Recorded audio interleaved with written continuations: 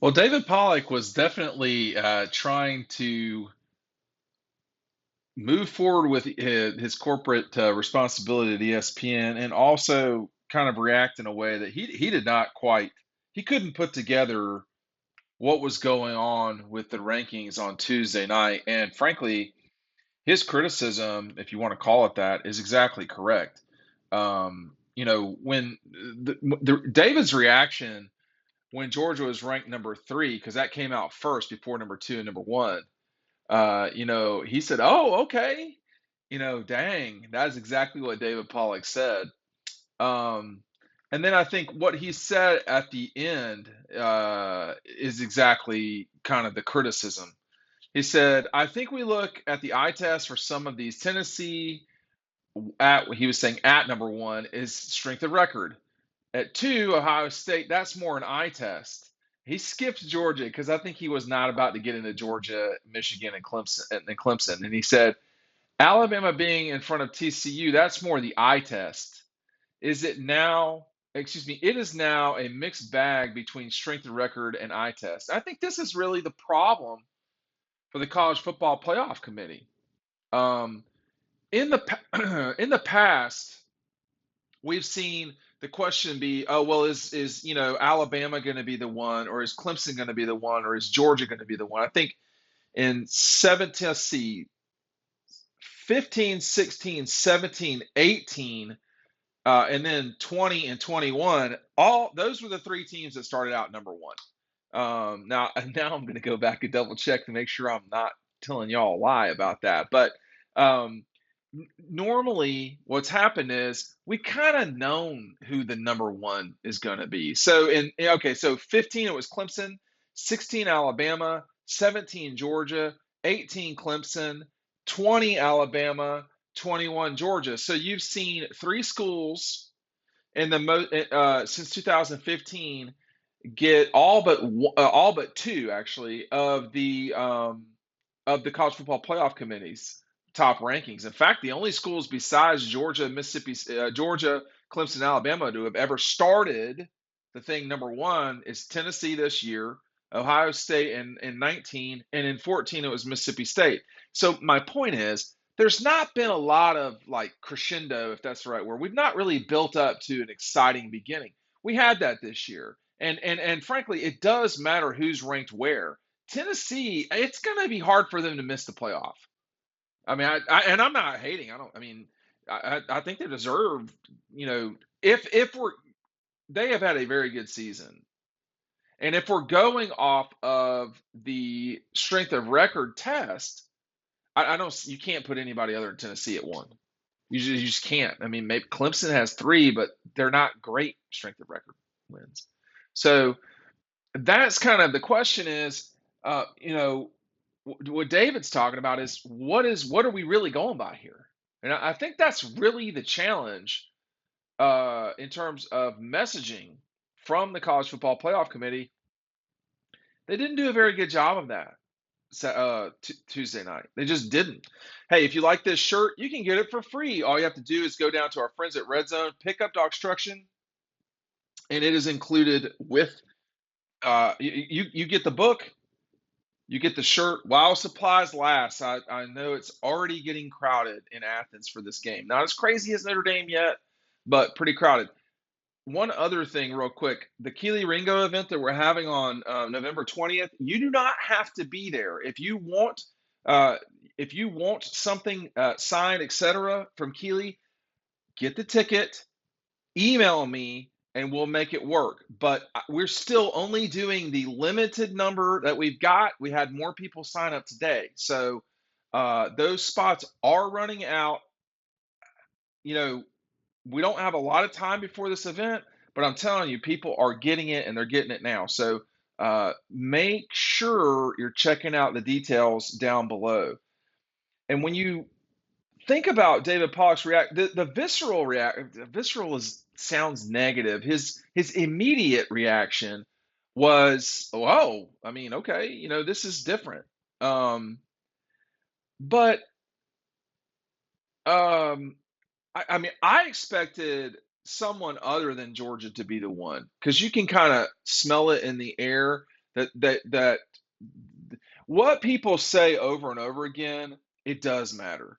And particularly the folks at ESPN who have, the contract with the college football playoff. I mean, it's their party. It's their show. They can do whatever they want to do. And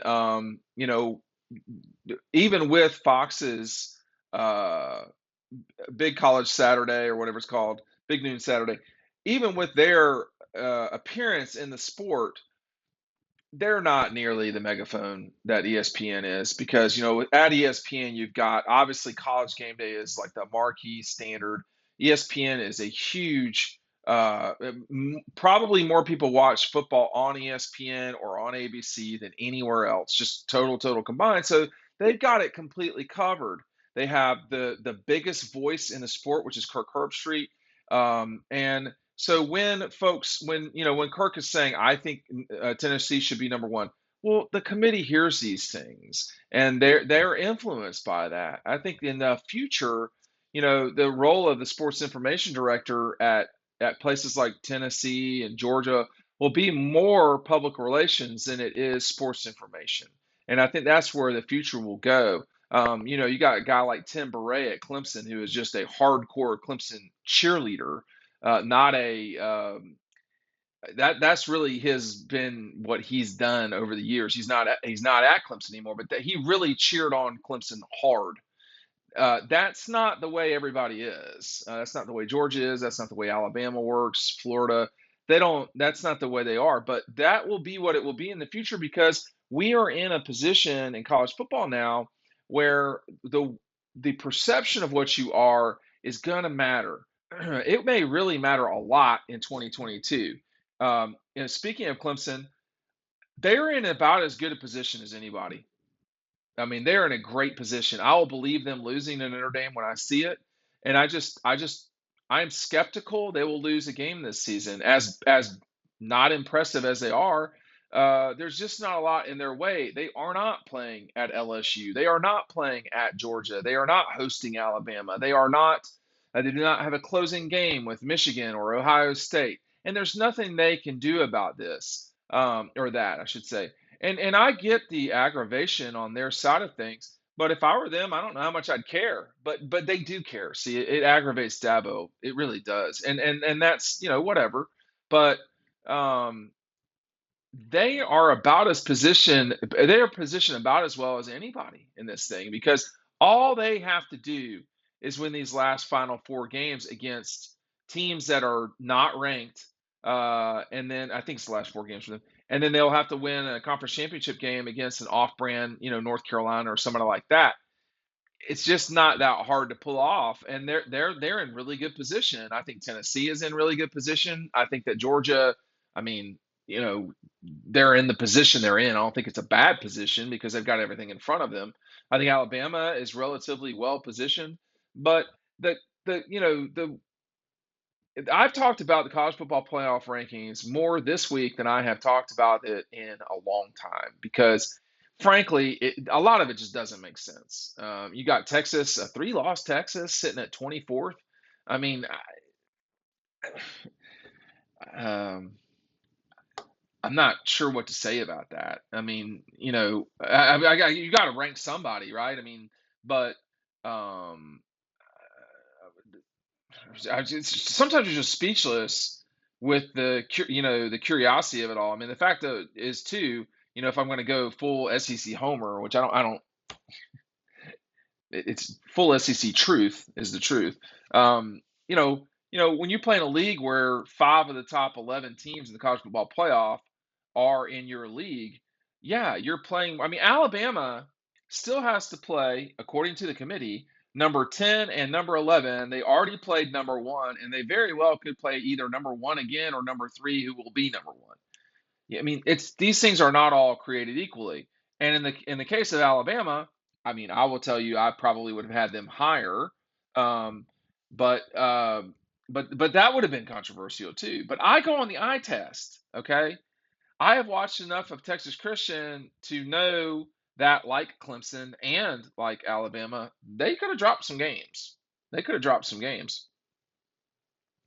I don't really know how you can watch these games and legitimately put Clemson in the top four. I don't know how you can just leave Clemson aside. They are, I mean, if we're going to go by the standard of Tennessee, then Clemson should be ranked number two. They just should be. I mean, look at the wins, plural, that are top 25. Syracuse, Wake Forest, and somebody else. NC State. No one has three wins like that. Tennessee has two top tens. Georgia has one in the top 10. Michigan and Ohio State both have one in the top 15. So this is about strength of record. One win over Penn State apparently means more in Ohio State's case than a win over three top 25 teams in Clemson's case, but the win for Michigan over Penn State didn't mean as much as Clemson's three wins. I mean, it just makes no sense. Like you're saying, oh, Ohio State played and beat Notre Dame. Okay, like and Georgia played a top 10 team and beat them, and they're not getting credit for that by going over Ohio State. None of it makes sense. Like I think if you're going to put Tennessee at one, which I'm not hating on, you could make the argument that Tennessee should be there as with the eyeball test. But what you can't then do is say, well, we're going to go with strength of record at number one. At number two and three, how we're going to decide this is we're going to go with eyeball test because obviously Georgia has the better win. All right, then we're going to get to four. So we're going to go. I mean, I guess in this case, we're going to go with eyeball test for Georgia over Clemson. Okay, then we're going to get to Clemson and Michigan. Well, we're not going eyeball test there. We're going to go with strength of record. We're going to go with Clemson there. So Michigan has the better win than Alabama. So I guess we're going strength of record there. And then so we're going to go to Texas Christian and Alabama. And we're going to say, okay, let's go. Let's say we think Alabama looks better, so we're going to go with them. I mean, like, we have to be consistent in what we do. The College Football Playoff Committee has not been doing that this first week. They got a little bit of time to get it right. But, David Pollock's reaction was, y'all are scattered, and he's right.